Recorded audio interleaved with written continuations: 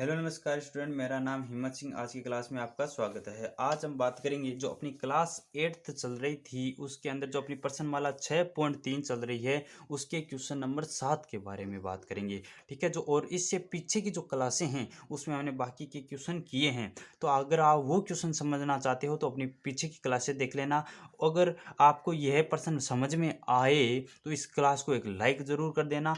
अब देखो, आपको इस प्रश्न को समझने के लिए केवल और केवल 5 मिनट के लिए आपका ध्यान यहाँ पे होना चाहिए, फिर आपको ये क्वेश्चन कभी ज़िंदगी में नहीं भूल पाओगे। तो देखो, चलते हैं अपने क्वेश्चन नंबर 7 को समझने से पहले मैं आपको एक चीज़ बताना चाहता हूँ।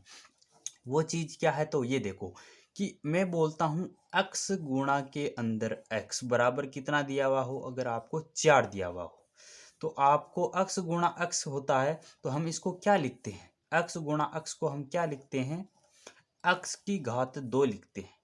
ठीक है, x की घात 2 लिखते हैं, समझ गए। या फिर देखो x गुणा x हो, यानी यहाँ पे 2 बार x था तो घात 2 आ गई। अगर यहाँ पे 3 बार x है तो घात कितनी आ जाएगी, 3 आ जाएगी। ठीक है, अगर मैं बोलूँ x गुणा x गुणा x गुणा x, यहाँ पे तो 3 बार था और अब देखो कितनी बार है, 2 3 4 बार है।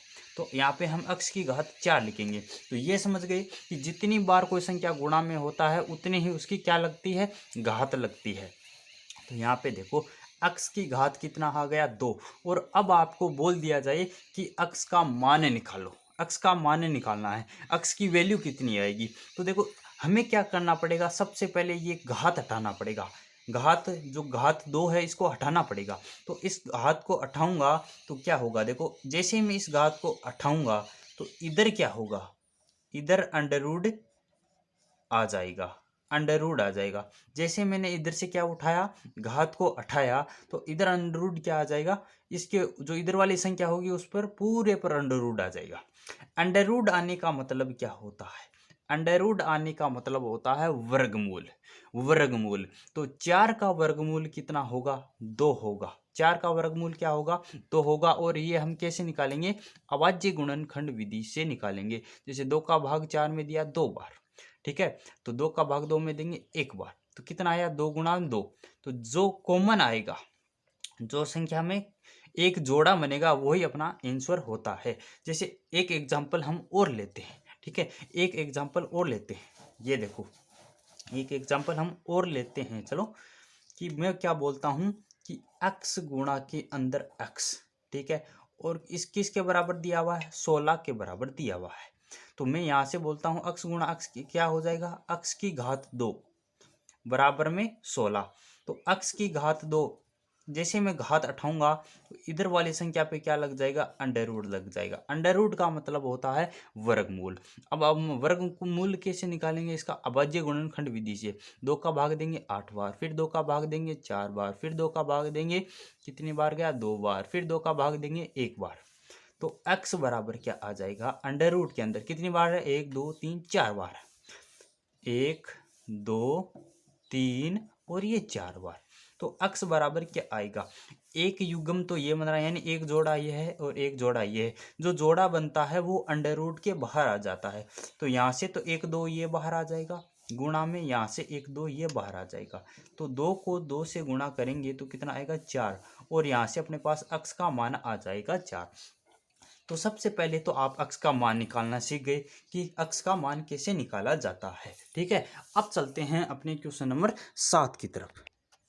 तो क्वेश्चन 7 को स्टार्ट करने से पहले आपके एक दिमाग में क्वेश्चन आ रहा होगा कि यहाँ से हम जब ये घात 2 हटाते हैं तो अंडर रूट क्यों लेते हैं, इसका वर्गमूल क्यों लेते हैं। तो देखो देखो, हम इसका आंसर, जो इसका उत्तर है इस प्रश्न का, आपके यहाँ से मिलेगा। इसका उत्तर कितना आया है, 4 आया है, 4 आया है। तो देखो, इस 4 को मैं यहाँ पे रख के देखता हूँ, जो अपना क्वेश्चन था x गुणा में x, क्या यह अपना उत्तर सही होता है। तो देखो 4, यहाँ पे x का मान 4 गुणा में x का मान 4, तो 4 को 4 से गुणा करेंगे कितना आएगा, 16, यानी करेक्ट हो रहा है।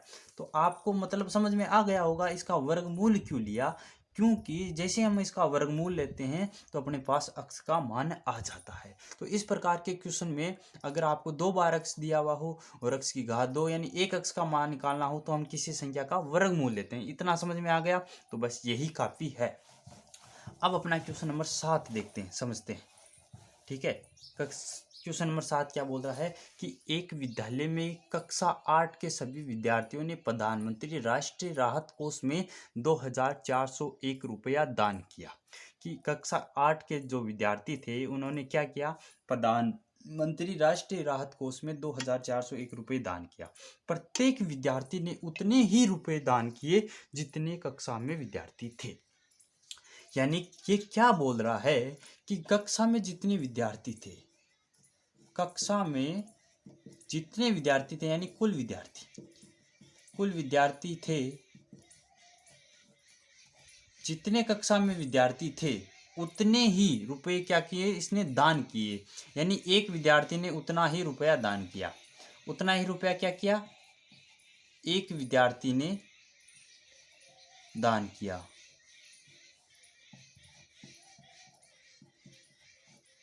ठीक है, यहाँ पे देखो क्या बोला कि कक्षा में जो इतने विद्यार्थी थे उतना ही प्रत्येक विद्यार्थी ने दान किया, यानी उतना ही एक विद्यार्थी ने दान किया। तो अब आपको यह पता है और यह पता है, तो यहाँ से क्या निकल जाएगा, कुल रुपए। तो कुल रुपए कितने दान हुए वो निकलेगा। कैसे निकलेगा, अब हम इसमें क्या करेंगे तब अपना रुपया निकलेगा। यानी इसमें हम क्या करते हैं, गुणा करते हैं तो अपना कुल रुपया निकल जाएगा। अब देखो इसको समझते हैं। समझो, मैं बोलूं कि कक्षा में कितने विद्यार्थी थे, 2 विद्यार्थी थे। ठीक है, 1 मिनट समझो।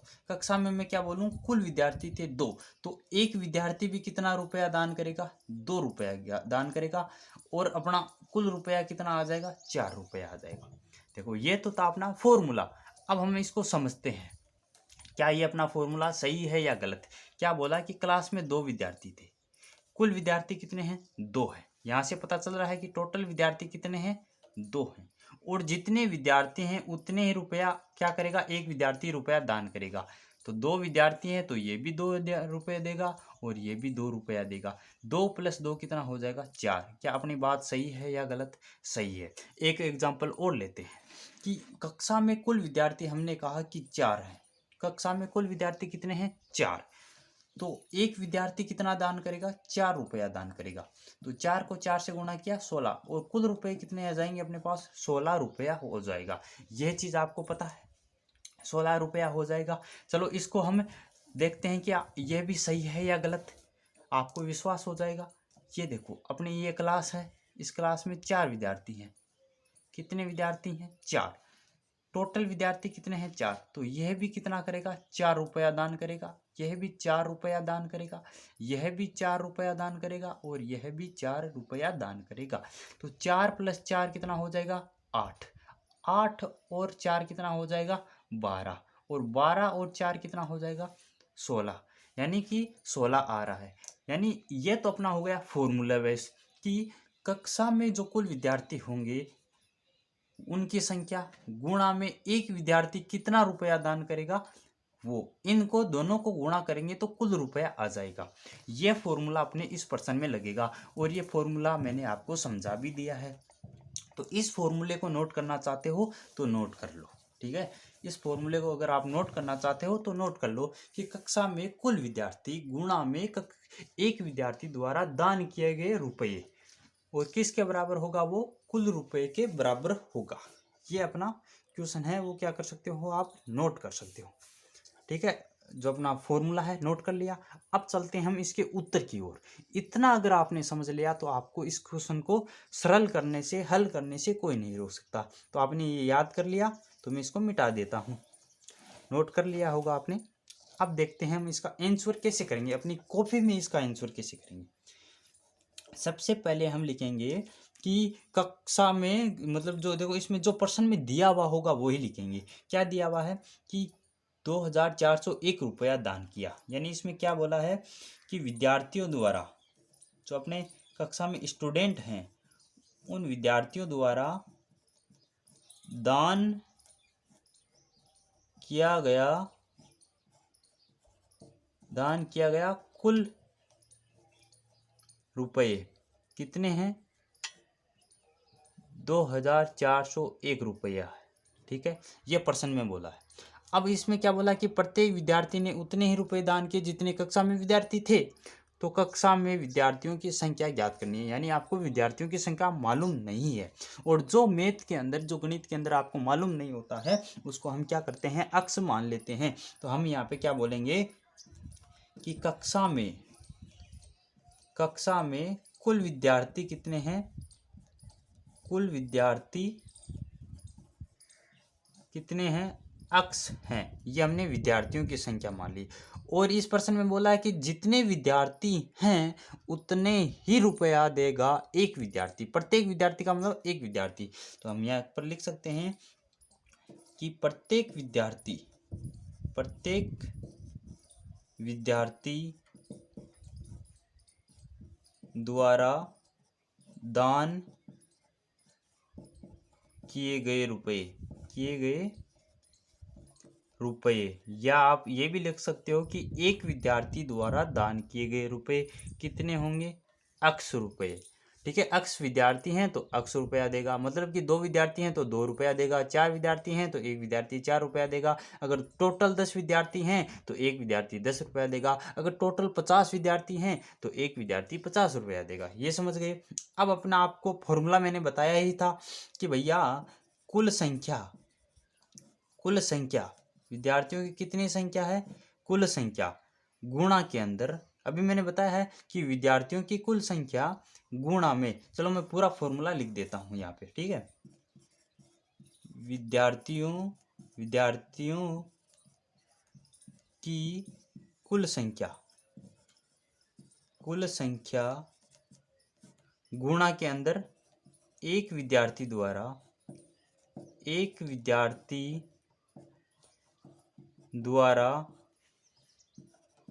दान किया गया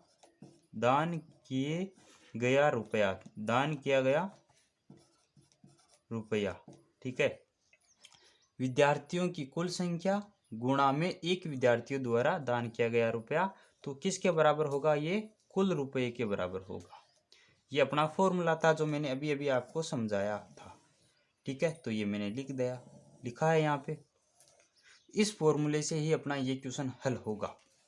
ठीक है, विद्यार्थियों की कुल संख्या कितनी मानी है हमने, अक्स गुणा में एक विद्यार्थी द्वारा, या बोलते हैं प्रत्येक विद्यार्थी, एक ही बात है, तो प्रत्येक विद्यार्थी द्वारा दान किए गए रुपए भी कितने हैं, अक्स हैं। और तो कुल रुपया कितना है, प्रश्न में दे रखा आपको 2401 रुपया। ठीक है, तो अक्स को अक्स से गुणा करेंगे तो क्या हो जाएगा, अक्स की घात 2 बराबर 2401 रुपया।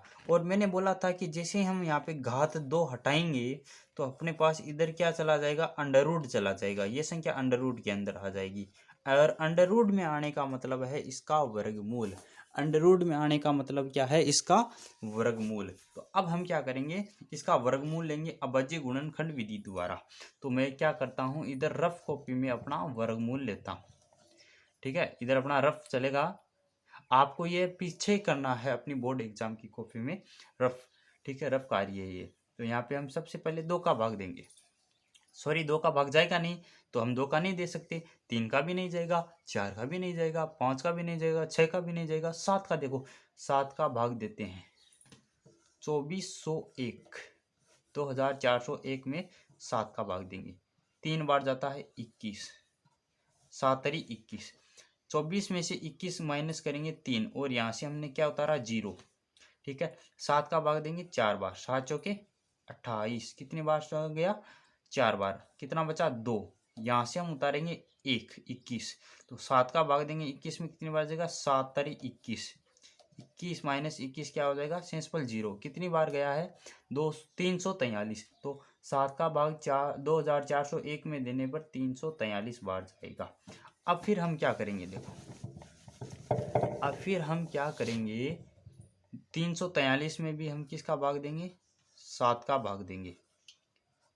ठीक है, 7 चौके 28, कितनी बार गया, 7 चौके 4 बार गया, 28 आया, 34 में से 28 माइनस करेंगे कितना बचेगा, 6 बचेगा, और यहाँ से 3 उतार लिया मैंने, तो 7 का भाग 63 में कितनी बार जाएगा, 9 सती 63, यानी 9 बार जाएगा, 63 माइनस 63 कितना हो जाएगा, 0, तो कितनी बार गया, इसमें भी हमने 7 का भाग दिया और कितनी बार गया, गुण 50।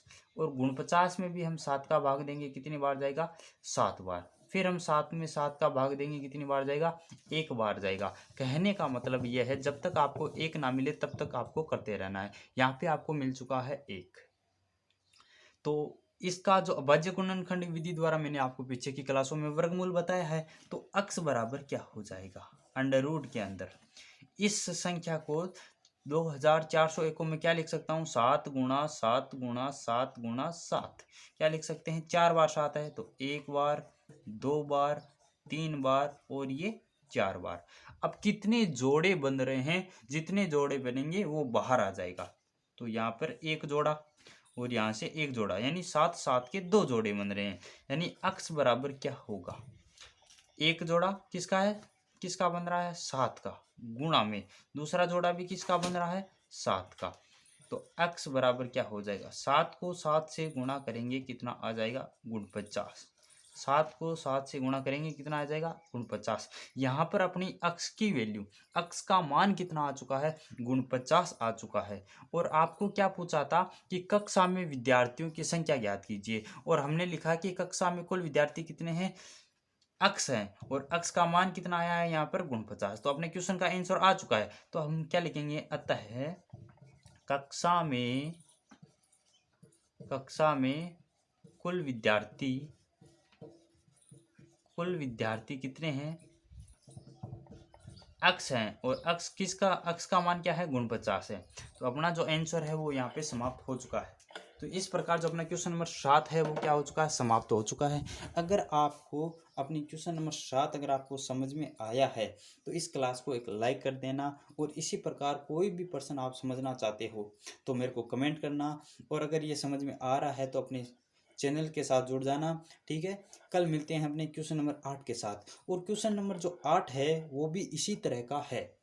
ठीक है, क्वेश्चन नंबर 8 भी इसी तरह का है। तो आप क्या करना है, सबसे पहले अपने क्वेश्चन नंबर 8 को सोल्व करने की कोशिश करना है। एक एक क्वेश्चन में आपको आराम से बता रहा हूँ, क्वेश्चन आपको आराम से समझ में आएगा। अगर आपको ये क्वेश्चन समझ में आया है और आपके किसी दोस्त को ये क्वेश्चन समझ में नहीं आ रहा है तो उस दोस्त तक भी इस क्लास को शेयर करो। ठीक है, उसको भी बताओ। कल मिलते हैं अपने क्वेश्चन नंबर 8 के साथ, और आपको एक बार क्वेश्चन नंबर 8 की कोशिश ज़रूर करनी है। ठीक, धन्यवाद।